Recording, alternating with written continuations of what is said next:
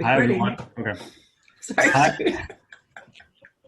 Oh, wait, sorry. Also, what's our convention around muting and not muting? If I mute and unmute, then it changes the background noise, right? Um, yeah, I mean, I think let's try not to mute unless it seems like we're going to get a lot of noise in. But frankly, you know, it's going to be what it's going to be. Yeah. Hi, everyone, and welcome to the Mindful Schools podcast. Megan, Alan, and Argos today here talking about busyness and overwhelm and all the ways that our new ways of life are kind of asking us to show up. Great. Then that was perfect. But then you then just kick us off. So then, or you could ask Alan a question, or we could just jump in. What do we want to do next? So, Alan, why don't you tell me about your latest pursuits and what's been going on in your life? Yeah, we were...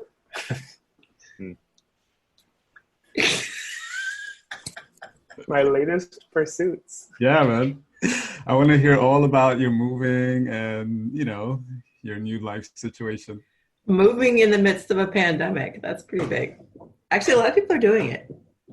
Yeah, I mean, I think a lot of people are doing it for good reasons, which is that the systems and structures and places that we've set up for ourselves in what was the pre-pandemic life don't work with the systems and structures or places that we're living and the needs that we have in order to make life and work for us.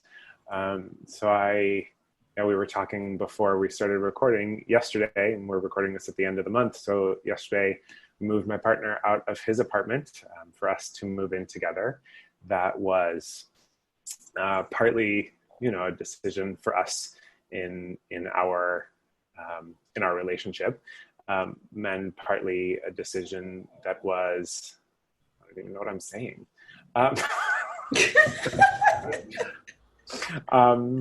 What's the question? No, I need to start this differently.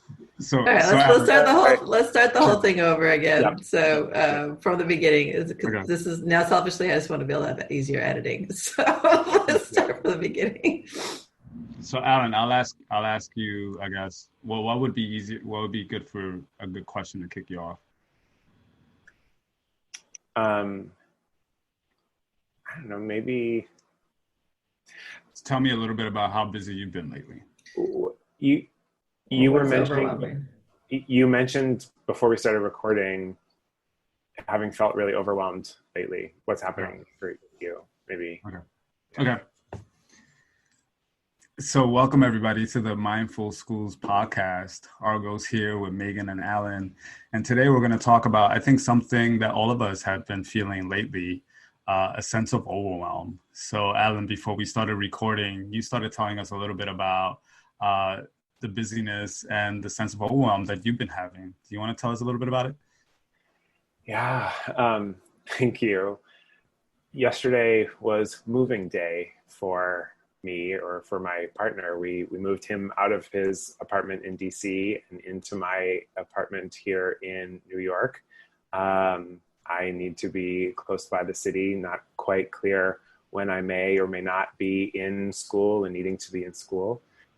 And so we kind of had moved in tentatively together for the quarantine. This is now the official move-in. But yesterday, so I'm doing this this is the first week back from faculty, or for faculty to my school. So I've got I'm on a faculty call and I'm packing boxes, and then I'm supporting other schools and planning with our mindful school stuff. And I don't say this in a woe is me way. I think we're all juggling a lot. But I woke up yesterday morning and I just in bed, my eyes were they couldn't have been more open. And, oh my gosh, there is so much to do. And I actually had to stop. I got up and he was already packing and just doing last minute things. I need to explain that right now, my internal state I want you to understand what's happening in my internal state, because it may become my external state. And also I need your support. Like I'm feeling, I needed to name, I have this and this and this and this and this to do today. And even just as I started saying that, I started crying. Not like a, like big ugly cry, just like one of those little, oh, it's so much in the body. Like my body knew this is too much. This is too fast for its sense of equilibrium. And he said, "What do you need from me?" I said, "I just need a hug." Like a good one, like a strong one, stronger than that, please. And that was enough in that moment. Like I needed him to know this was what was, like I became aware of what was happening inside for me by naming it. I really named all of those things together. And when I did, there was some both overwhelm in naming it, but also some relief. And yeah, now I'm sitting here in the middle of many, many boxes. We're talking by Zoom and you can't see them all, but they're pretty much everywhere that the screen doesn't cover. But I think any educator and any administrator that I have talked to in the past several weeks, I haven't talked to a single person that hasn't felt some sense of overwhelm. And so I think it's really helpful for us to talk about, what that means, what that looks like, how we work with it. And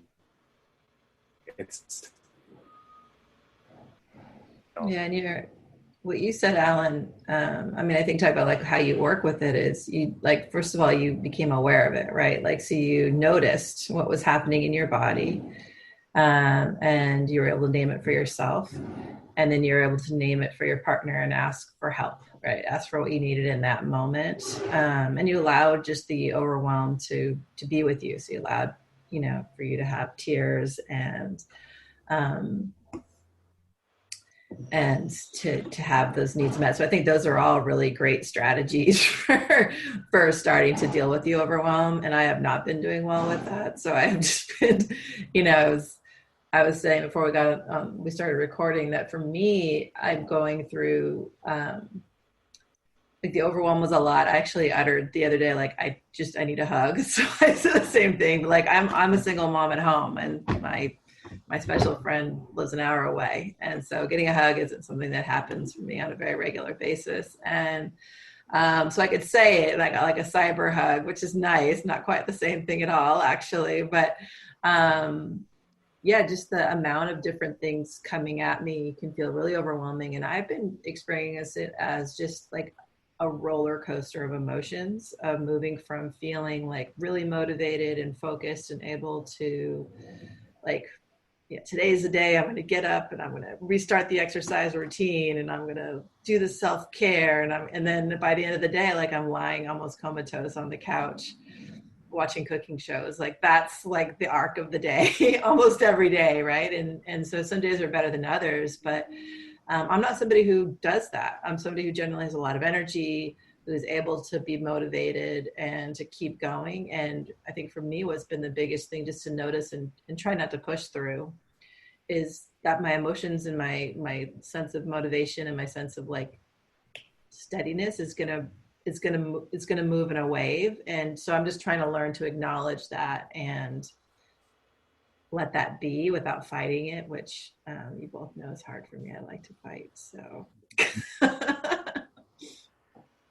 Yeah, I could totally relate to everything that y'all are talking about. And just, I think I want to like normalize the sense of feeling overwhelmed, the sense of all the busyness, because sometimes it feels like I might be the only one going through this. So it's really validating to hear all of you say that. And I think being a part of these conversations is also something that we can do to resource ourselves. I live with my wife and I have 2 children, and, we're both very, very busy, and my children need our attention. And, I started teaching a hunter last night. So like the whole day I'm trying to figure out my lessons and my syllabus and lunch and dinner, and my kids want to go out for a walk and I want to give them attention because they deserve it and they need it. And then I'm teaching for like 4 hours till like 10 o'clock at night, so I'm just exhausted. And then I'm talking to teachers who are going through the same thing, because I'm working with pre-service and in-service teachers. So the pre-service student teachers are bugging out because they're like, what is the fall going to look like? What am I going to do? How am I going to meet all the requirements to be able to graduate? And the teachers, they this is the first or second year teaching, and they're special ed teachers. And so here in New York, they're expected to be in school every day working with those students, which I think is a good thing, but they're also very overwhelmed and don't have a lot of direction, right? Because the schools are still trying to figure out what to do. So this sense of overwhelm can be so could beat you up, right? And make you feel like you can't do anything about it. And yet, even though it was a long 4 hours working with them, it did feel good for all of us to just share and speak about what we're feeling and what we're doing and how we're supporting ourselves to meet this challenge. And so some of the little things are like, well, I'm being optimistic, and they were saying, well, I guess I'll have to learn a lot about technology now. Or little things like, yeah, I bought myself this nice chair so I could sit outside as much as possible while the weather is nice. Or, hey, I'm going for a walk, every like couple of hours just to get out the house. So we were kind of sharing ways that we were supporting ourselves, and hopefully, at least my hope was that we were inspiring each other to be able to kind of meet this overwhelm and this challenge. Because often I'm feeling like there's nothing I can do, and then I pause and I stop, and often doing nothing is actually the thing that I do, that I need, just kind of being with the feeling as much as possible, and then doing whatever I can, even if it's just pausing for like 30 seconds to catch my breath, and not doing anything for those 30 seconds often is enough. And I was still exhausted, and I was still super tired when I woke up this morning, and now I'm like thinking about my day and all the things that I have to do, and that overwhelm rushes back in. But it's a good reminder to like, okay, I'm not the only one going through this, and I actually have a community of colleagues and friends that I could talk to that could actually support me. And I'm actually really lucky that I have my kids annoying me to go out for a walk and to sit down and watch this anime or whatever. Or my wife is like, come eat, here's a hug. Okay, now go back and sit down in front of that screen for the next couple of hours. But it's a lot. And I begin to wonder how much my sitting in front of this screen also impacts the rest of my family and my wife, for example, who tends to do most of the cooking and most of the planning and the organizing, and who often finds herself kind of her wits' end with me and the kids, So it's like, it's just a balance. So often it's not just dealing with my feelings, but also supporting other people who I live with to make sure that they're doing okay, because I care about them and I don't want them to burn out too. So it's lots happening. And I'm wondering if you all have like go-to things that you kind of do, whether big or small, to kind of support yourselves and resource yourself. I know, Alan, you mentioned the hug. What is there other things? Well, I've never been cleaner than this week, because actually one of my go-tos in overwhelm is a warm shower. And I'm not the kind of person who does like many showers in a day. That's not usually my jam, but this week I've taken 2-3 showers, and like really, I mean, one of the things you were saying, Argos, about the nice chair or the going for the walk, like so much of this is sensory. When we think about overwhelm, it's too much, too fast, too soon. That's the body isn't able to metabolize the level of activation, the level of, just kind of like activity in the nervous system. Certainly not at a conscious level. We can't just like think our way out of it, and so having the sensory, the permission to do something that feels pleasant in the body. And for me, that's the quickest one. It's just like, okay, I'm gonna get in the shower, and just the warm water and the whole thing, like that's a reset for me. A walk is another one, especially a walk in nature, which isn't always available. Like it's not available here where I'm right now. But those quick sensory things are the most direct route for me. And so that was why the hug also in that moment, it's just like, okay, hold real tight.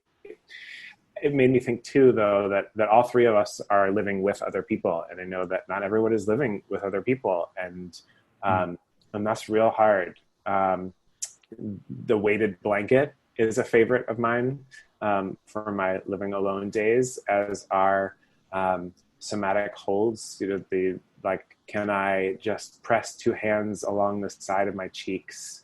Or can I take my two hands and really like put them on opposite shoulders and just squeeze, like that sense of pressure and touch, and having a mindful awareness of that sense of touch and pressure, or bringing one hand to the heart or one hand to the belly or both, just feeling, you know, what moves as we do that. Like, there are lots of ways that we can bring sensory awareness to just ourselves. That's a comfort. Those have been ones for me, and I'm a person who has lived alone most of my life and really have cultivated those for myself too, but also just a shower. Yeah, it's funny. You're saying about like living with people, and there's the positive and the negative of that. So I'm living with a student and who is starting middle school. So he's, you know, my son has got all the hormones and the fun of that age, plus the weirdness of being online. And he was kind of like, and so I've been in meetings this week, and then I can hear him like silently freaking out in the next room, because his silence is like, he does a silent scream thing of like, ah! So I can hear it, but it's not loud, but I can hear it. Or I could hear him like slamming his fist down on the desk, like just out of frustration. Mm. And I would come in from the meetings, or actually you both have seen me step away this week, even maybe of like, okay, let me just go check what's happening in this other room. So there's like the balancing of that. But the thing that makes me feel better, and I did with my kid this week and he did not appreciate it, was for me, it's breathing. So I get a lot of comfort out of feeling myself breathing, of feeling my lungs expand and contract, and feeling like a big, deep, heavy breath. I live on the water. And so even if I'm not on the water, the air, like just feeling the air and connecting back in with the air around me is a really powerful one. So my son was, having one of his moments, and, I was just breathing, and he's like, I don't need you to breathe for me. And I was like, I'm not breathing for you. I'm breathing for me. Like, geez, this is a tough, it's a hard situation. And he knows to breathe for himself, because I've been trying to make him, help him see how meditation could help him for a long time. And he knew that. That's why he could tell the cueing around the breathing. But for me, breathing really helps. And yeah, I put my hand on my chest a lot too, because that's where I hold my tension. So just like that, the self-soothing of like, okay. And I'm trying to be silly. I think that's the other strategy I'm doing, is like, really, I'm trying to lean into joy. And so trying to turn my son's frustration, while I honor it, into like, all right, let's have a laugh. Let's do something really silly. Let's go for a walk. Just some ways to get out of the house and just to reset our brains away from whatever is stressing us out. So that's how I've been spending my time. And I find myself breathing a lot lately. Yeah. I appreciate your son, though, saying, don't tell me to breathe. And I think it's a really important point. Like the difference between offering support and, you need to be this other way. Like we so often, I think it's like really helpful for us to remember what is supportive to us and how we show up and support other people. So like, when we approach mindfulness or any kind of self or personal care from this perspective of, you need to calm down. And I'm not saying that's what you were doing specifically. No, that's what I do with my wife. Yeah. It doesn't work. I've tried it. Yeah, this is why he knows to tell me to stop. But I think you're right. Like, yeah, it's you can't make anyone else do it. And I think that's also part of it, right? That each one of us is going to experience the stress in our own way.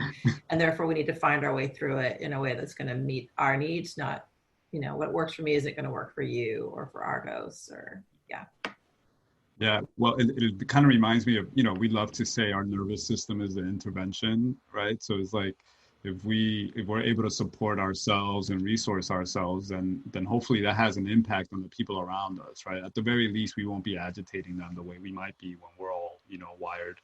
But also something that both of you were saying reminded me of Resmaa Menakem, who wrote My Grandmother's Hands. I listened to his podcast a while ago, but one of the things that he said helps is to like walk into a space and to quite literally look around. And he says, look around and like look from the hips. So meaning actually turn your neck and do like this whole thing where you're just looking around your whole surroundings and you're not looking for anything in particular.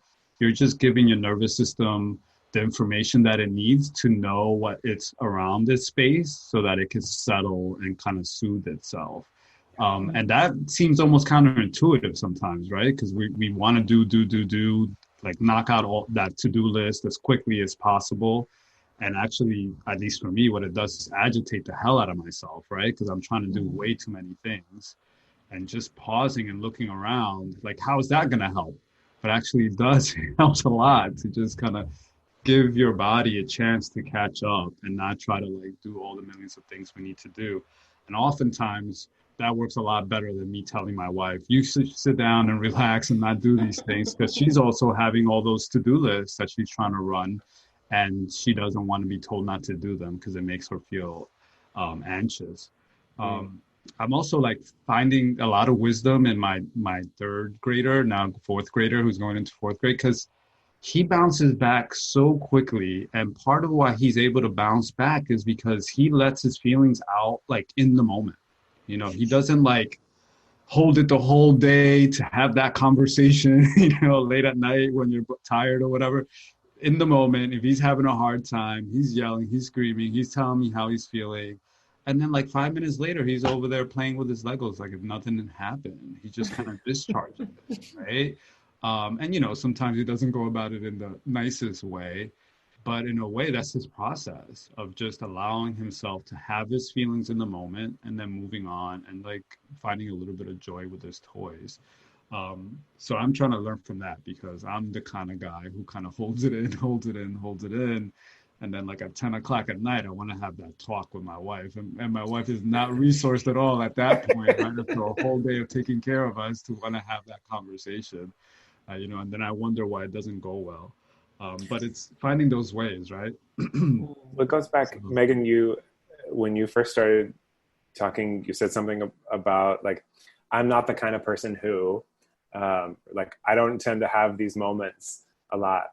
And I think like what an interesting narrative that we develop as adults when we often say like, oh, I generally, whatever, have my stuff together, or I'm not a crier, or I'm not like all the ways we say these things, which actually kind of these phrases kind of alienate ourselves from this more basic human nature of being a human in a human body. Like it's not actually a personality trait to be overwhelmed or not. It's, you know, a set of conditions that is either too much or not. And when it's too much, we are human bodies, and human bodies have ways of either shutting down or discharging or not. And all the things that happen is just, you know, it's sort of a physiological fact. So that premise you were talking about, Argos, of normalizing, yeah, this is a body thing. This is just how like bodies sneeze, bodies get hungry, bodies also get overwhelmed, you know, and all of the factors that contribute to that. And we haven't even, you know, talked about the social and cultural and political background of this moment, which really deserves its own conversation, but it also deserves to be named. Like, I don't want to pretend that we're not aware of that too, like, and that we're just thinking of schedules and lesson plans and all of that. Like, all of life continues, but the schedules and the way that we relate to them now so much more online, I think just the basic physiological fact of that, it's so true. I do the orienting practice you were talking about, Argos, the visual practice. I like to do it with the corners of the room, finding the places where two walls meet or where walls meet the ceiling. I find that to be like a really nice one. I'm actually doing it right now. Feel free, if you're listening along, find the corners of the room at the ceiling and just kind of slowly trace that line around. Yeah, it's a nice slowdown for me that also, especially because I'm spending so much time on a screen, orients me out of the screen and just into a space and feeling more like a human being in a human body, which does help me as well. Yeah. Well, I think what you're saying around the body and yeah, I mean, I think it's because of the stresses of the pandemic and of being inside and of being busier, and we were saying that, like there's articles that are coming out saying that this time, like working from home, is actually harder than going to work. We're minus the commute and everything else, but we actually never leave our screens, and we're working more hours, and it's really draining. It's a different kind of energy than when you work in person, and we're missing that human contact. So there's all of those things. And what I'm noticing is just that my coping skills, and maybe this is what made me, what you said, Alan, made me think about this, is like, right, I'm not the person who isn't motivated normally, but actually I think probably it's always just been a coping skill, and probably not a healthy one, but that I've been able to, because I've been resourced enough in other ways, and there was just a little bit less stress than what I have now. I was able just to, I'm a white knuckle it through kind of person, and it's not a good thing. So I'm not saying that's what anyone should do, but it is so much a part of my identity that just doesn't work now. And that's what I think has thrown me off, is I've always just been able to just push through and stay focused. And for a long time, I saw that as a positive thing, because I get a lot of stuff done, very self-motivated, but it doesn't actually serve me in this moment, that kind of pushing through, because there's too much to push through. The other thing I've been struggling with, which I love that your son is just getting it out, and my son does the same thing. Like, he'll just work it out, and then he's just, he's on to the rest of his day. And I'm like, but we can't do that. So I love this, like looking at the corners of the room is something you can do on the screen, but I'm wondering if either one of you have ideas of how to resource yourself when you're on the screen all day. Cause that's where I get challenged with as well. Cause like you are, goes like, I'll just, maybe something happened at my first meeting at 8 a.m. and then I'm in meetings back to back all day. And maybe I have a second to come out and have lunch and sit with my kid. And I'll sit on my balcony and just like try and breathe for a minute. But sometimes I only have literally like the time it takes for my food to microwave for breathing. And I'll use that. But like, do either of you have strategies for dealing with these feelings of overwhelm or stress when we are also plugged into computer screens and all day? And while I wish we could just like have our tantrums, and I've certainly had them online, generally as adults, we're not, I'm not calling what your son's doing a tantrum, but like, we're not allowed to express our emotions in that way, right? Like, we're not, as adults, unfortunately, allowed to even often say that we're having an emotion. We have to just kind of keep this like still face and still affect. So I'm wondering if either of you have ideas of how to like resource yourself when you're on screens all day. Well, first of all, my son is throwing a tantrum, so you used the right word usually. But actually, it makes me think of something we do in a lot of our meetings, like at Mindful Schools, right? Where we start with a sit. Right? We kind of just a minute or two, and often that is the lifeline for me, right? Like, I'm jumping from meeting to meeting, or I just had a difficult conversation, or I'm trying to get something done and I'm still kind of stressed about it because I didn't finish it. It's really helpful when someone's like, hey, I'll put the timer on, let's just sit for a minute or two, or let's just at least take 5 breaths together, right? So I think that's part of it. But I think also, and everybody's working circumstance is different, but I think we're actually also really good about asking for a pause, or asking each other how we're doing, or asking for, hey, I'm having a hard time. Can we take a break and I'll be right back? And I know that's not always doable, right? But there is something about normalizing a stretch break, a breath break. Or if, those things are not allowed, something that we also offer at Mindful Schools a lot is like finding those parts of our body that aren't charged, right? So feeling the bottoms of your feet. So right now I'm feeling my feet against my rug as I'm talking to you all.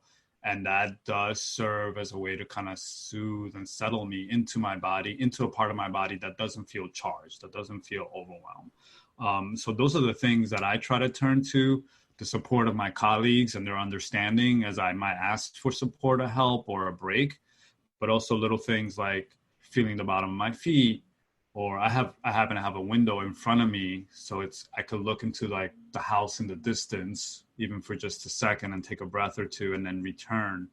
So all those little pauses do a lot for me. Eventually, I have to actually get up and walk and do something a little more than just those micro breaks. But I find that those are helpful.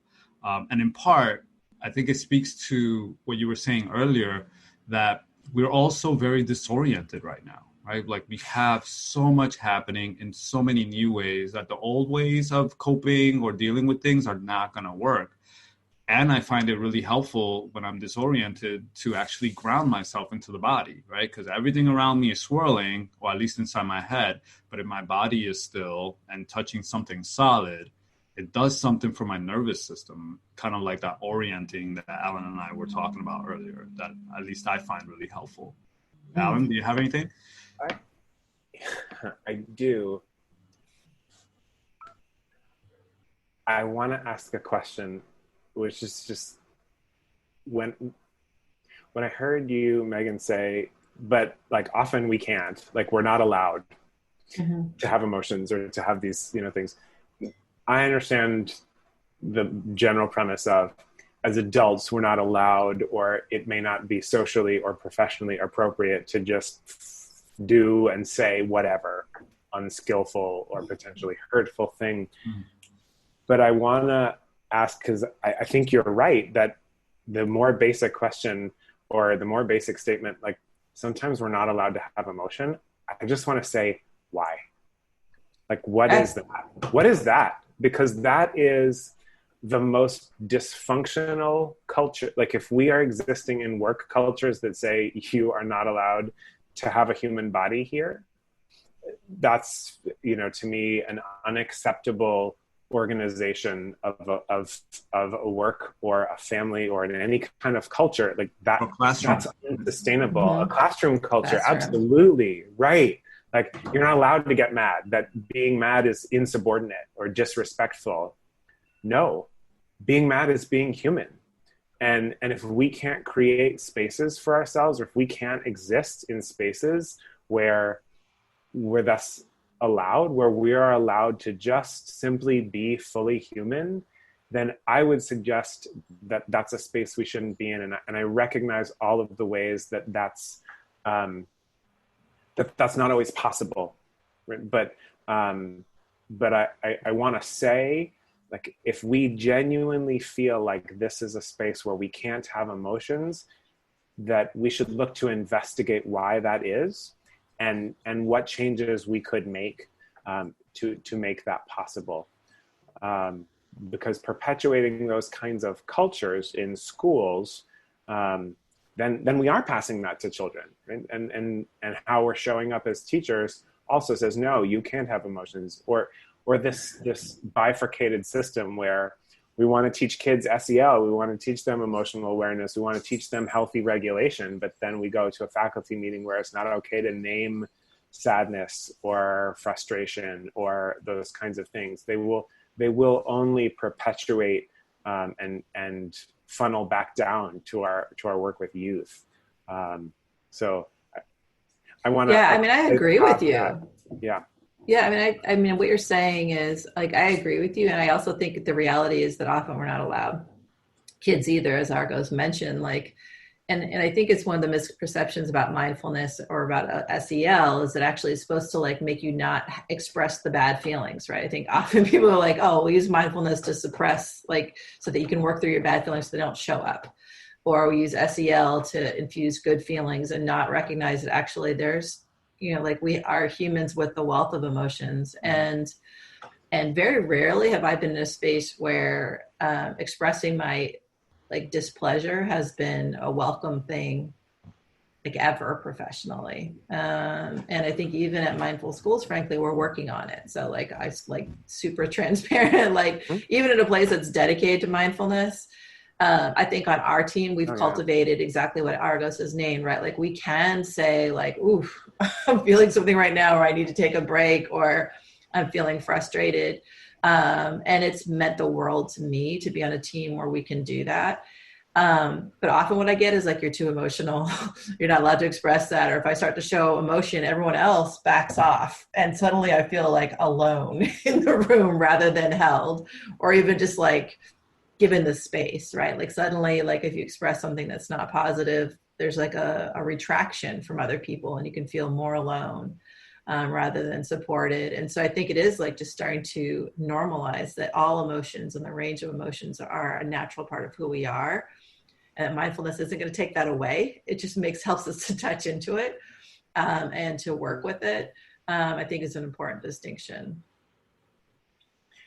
Yeah, I find that often in mindfulness and SEL, like you were saying, we privilege the more, I don't know, quote unquote, positive emotions, right? And then when the challenging emotions come up, it feels like, oh, you're doing something wrong. Mm-hmm. And so then that kind of in the work atmosphere or wherever, like showing emotion is associated with you did something wrong or you're feeling too much, and that's not allowed here. But I wonder, like Alan was saying, obviously we don't want to like lose our cool and like just start cursing and yelling at people, right? Because there's definitely that, and that's not appropriate. But I wonder what happens if you just say like, I'm having a hard time right now, and I want to pause because I'm having a hard time, and I wonder how that lands on other people, right? It doesn't, before you get to the point where you're just like, emoting, right? And again, that's not always possible, but there's something to our practice, to mindfulness, to awareness, right, around like, oh, I'm starting to feel, sensation of heat rising in my body. That's a signal for me that I'm getting angry, or I'm getting upset, or I'm getting overwhelmed. And so, let me pause right now. I'm starting to feel these things. Can you all give me a break, or can I come back, or whatever it is? And I wonder how that would land, because I'm open to that. I think we as a team are open to that. And I think often, at least in a classroom space, my students were often open to that, right? If as a teacher, I paused and I say, I'm having a hard time right now. Can we all just pause? Or can you give me a hand here so that you can support me in like getting through this lesson, or whatever it is? I often found that my students responded fairly well, and they would actually offer me support. I guess maybe we lose that as adults. I don't know. Well, I think when we do that, go ahead, Alan. I was just going to say, it sort of takes us back full circle to this question of overwhelm. When we're in that place of overwhelm, then it just comes out in any old way. And it is a way that we don't necessarily feel that we're in control of. It's a habitual response. It's a, kind of a threat response. It's a whatever. So it might be a lashing out, or it might be just so much for anyone else to hold, because it's too much for ourselves to hold, which is different from what you're naming, which is the pause to say. And it's actually why, if I go back to that sort of first story, why I said to my partner, I need to share my internal state, because before it becomes my external state, which it did.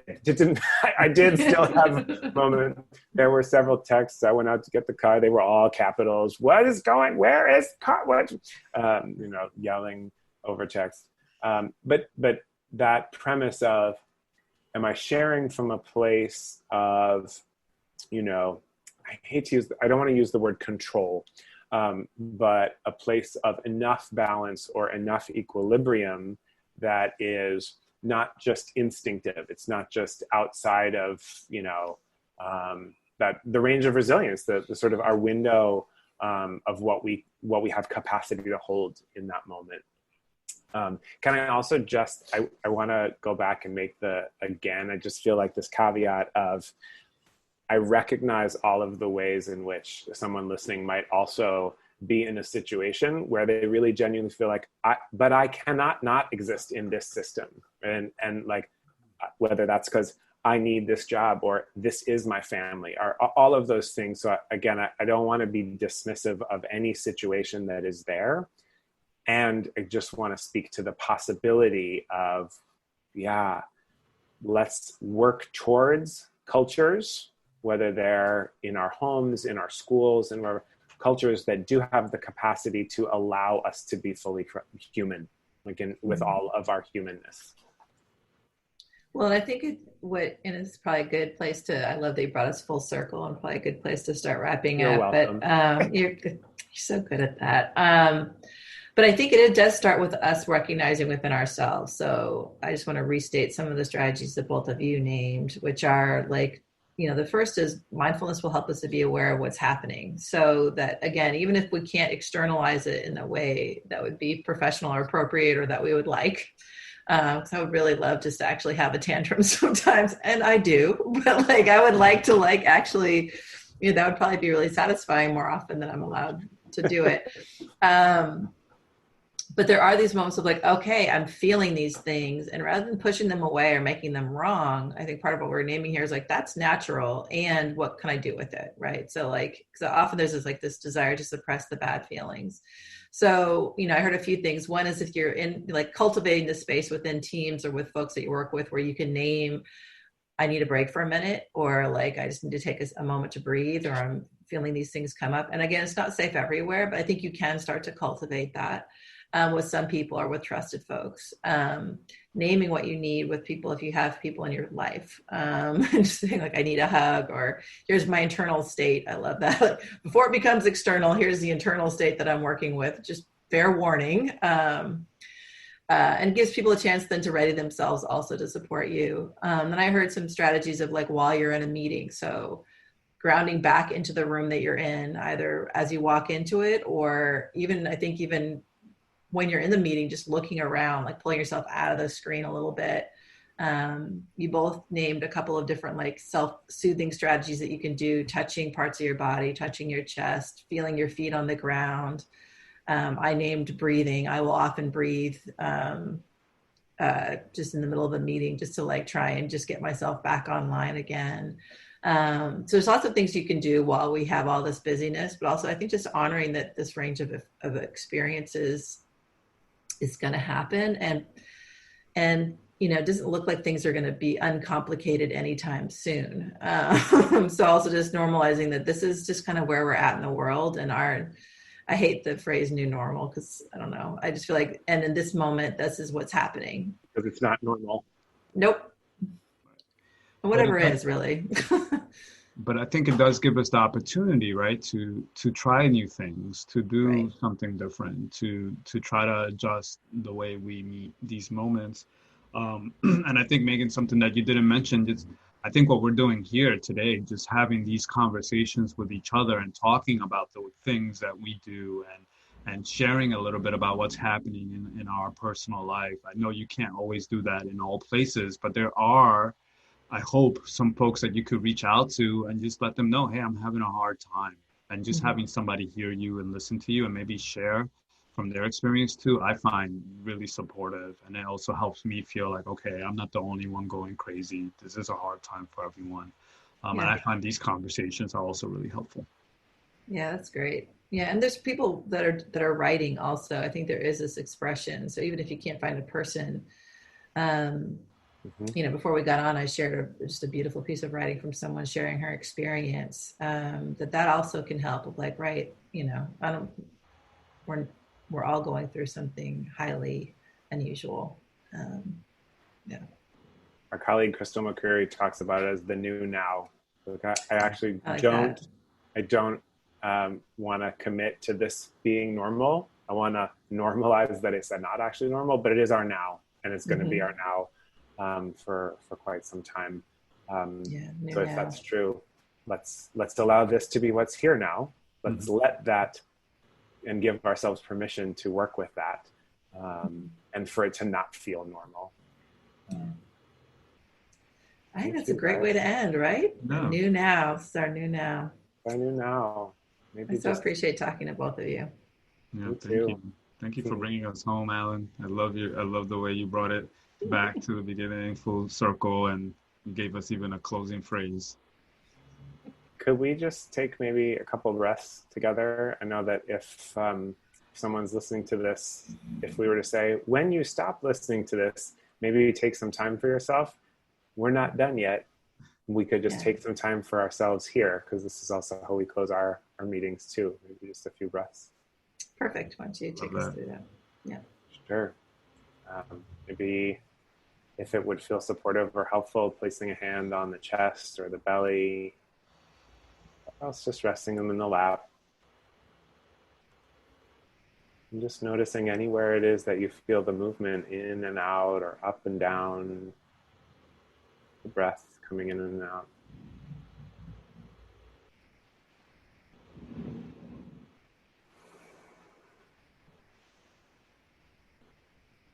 No need to feel any special way. just taking a moment to check in before we do the next thing.